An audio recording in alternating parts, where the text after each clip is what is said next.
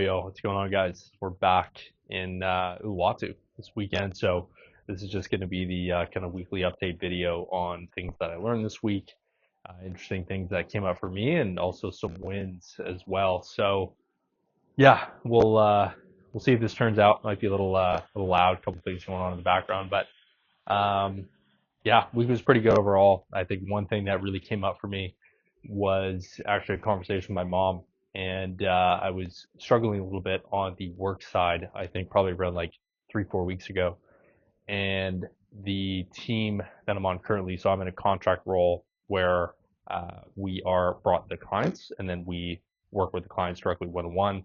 And the team is really solid. So the other team of e-commerce gurus is really strong, and everyone's kind of posting these wins and stuff like that.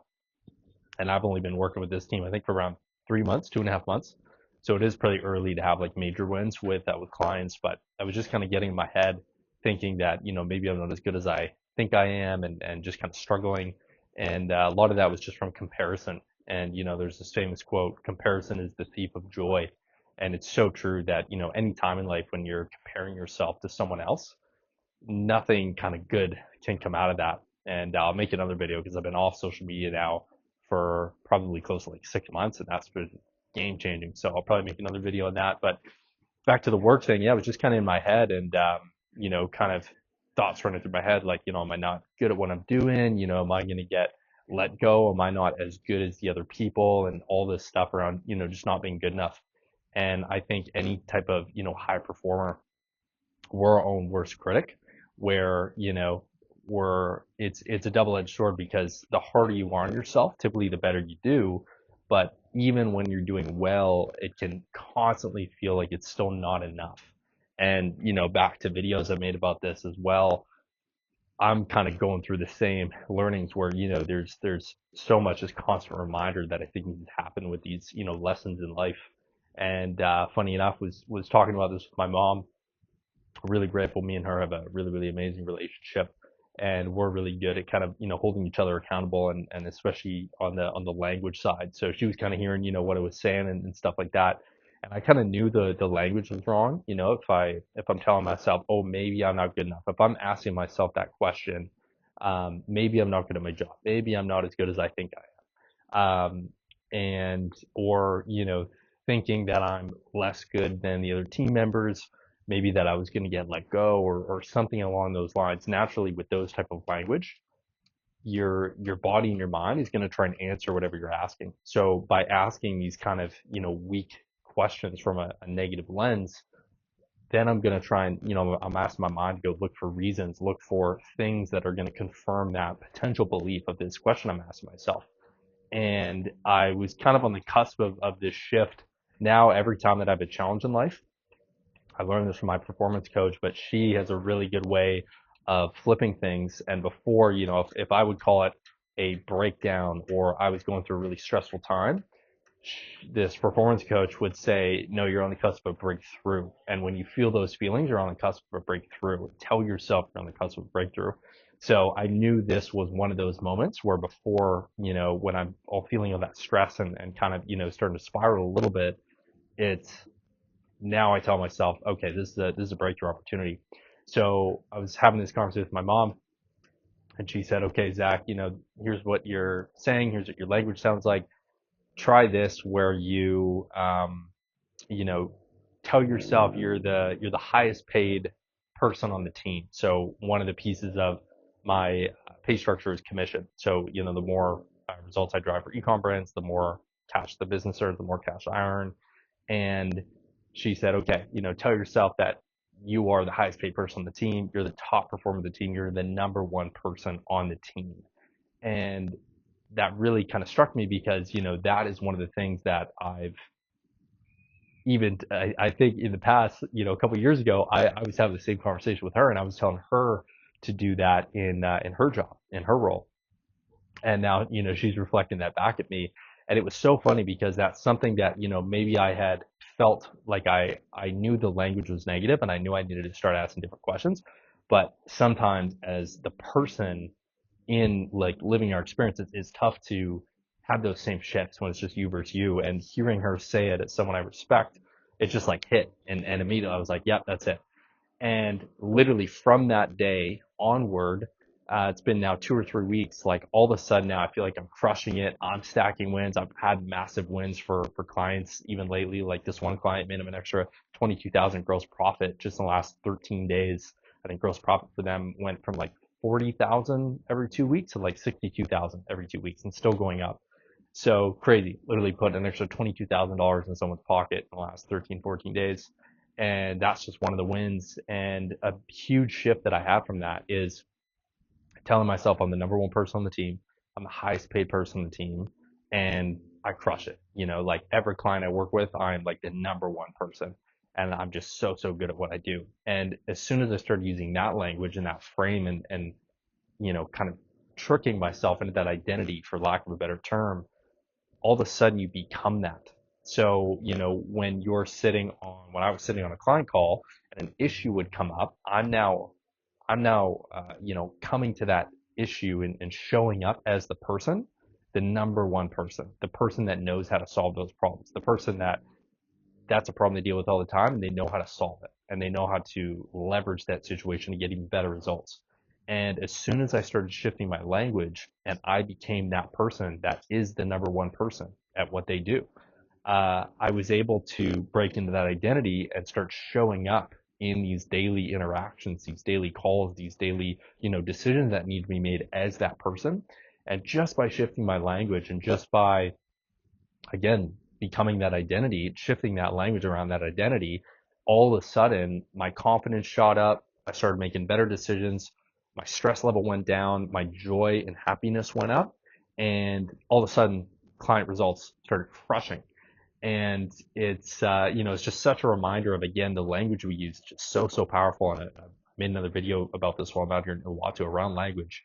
And it's, again, just a reminder of like, really pay attention to the language you're using, to the questions you're asking yourself, to the things you're playing over and over in your head, because chances are you're telling your mind, you're telling your body to look for the wrong things. Because as humans, our conscious mind, whatever we set it out to do, it's going to try and find evidence to sustain those things. And that's why, when people get in these negative language patterns, they try and look for evidence subconsciously that reaffirms this, and it becomes this vicious loop of negativity and just bad things. But when you can shift that identity through your language, you can become the opposite. You can become the person that takes care of their health, become the person that makes 6, 7 figures, become the person that has the great relationship, become the person that has amazing friendships, just simply through the language at what you use when you're talking to yourself. And that language can allow you to break into these new levels of identity. And then all of a sudden, you're going to be acting in alignment with that identity. So if I'm acting in alignment with someone who sucks at their job, I'm going to be stressed out. I'm going to be overwhelmed. I'm not going to know what to do. I'm not going to be confident in my decisions. If I'm acting in the identity that I'm the number one person and the number one expert at what I do, I'm going to have supreme confidence. I'm going to have extreme will in myself that I can figure things out. I'm going to have extreme ownership and I'm going to be, I'm going to know what to do. And as soon as I made that shift, all these pieces started to fall into place. And work's been way more fun the last 2 or 3 weeks showing up as this identity. And I'll also earn more income this month, just become from the commission structure.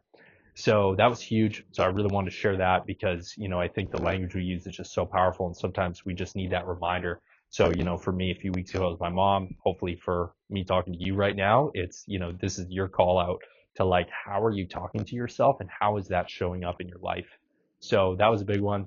I've got about, I think, 4 or 5 weeks left in Bali. And then I'm heading to North Van back to Canada for a 2-month mountain bike trip. So I'm super pumped. I got Airbnb just at the base of the mountain in the woods in this really cool area in North Van, which was always a dream.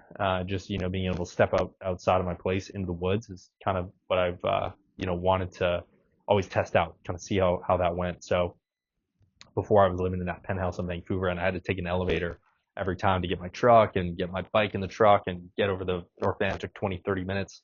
And now I'll just be able to, step out my door, walk into the driveway, load the bike up and go for a rip. So really psyched. It's going to be kind of late summer, early fall, getting the shoulder season out northbound. So I'm really pumped for that trip. Just getting back on the mountain bike, like 12 months now living abroad. That's one thing I missed, just biking and being in the woods.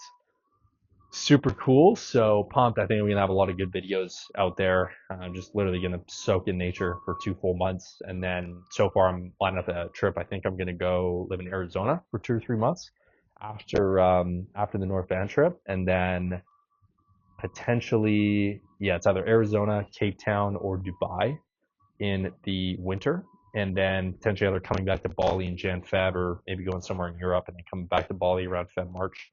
So yeah, really exciting. Still kind of figuring out the whole living abroad thing, but it's been really really good. Like it's just very free, and it's fun to just be able to go where you're inspired. I think for me, realizing just how much these environments impact me, both positively and negatively. Vancouver just wasn't a positive environment for my growth anymore. As soon as I came out to Bali, I just started instantly just crushing in all areas of my life.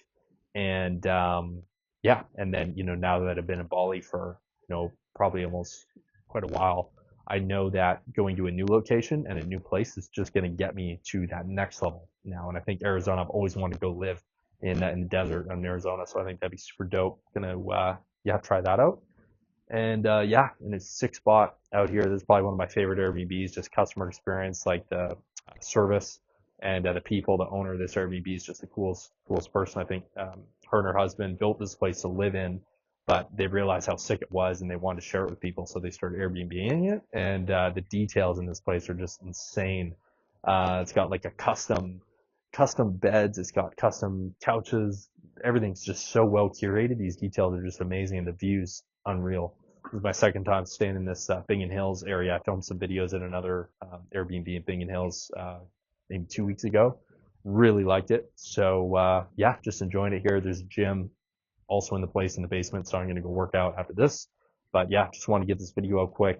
And yeah, I think that's the biggest takeaway on the week is just language, identity. What questions are you asking yourself, and how can you shift those questions to get better answers? And again, if you want to make more money, if you want to improve your relationship, if you want to find the girl of your dreams or the guy of your dreams, if you want to shift anything in your life, how can you ask yourself an empowering question to start becoming that person that has that thing or knows how to get that thing? And this has just been a huge reminder of just the importance of language, the questions we ask ourselves, and ultimately, how those shape our habits, our thoughts, our life, for lack of a better term. So yeah, really pumped, psyched to get more of these videos in the pipeline and going out here. So thanks so much if you made it this far, and I'll see you in the next one. Talk soon.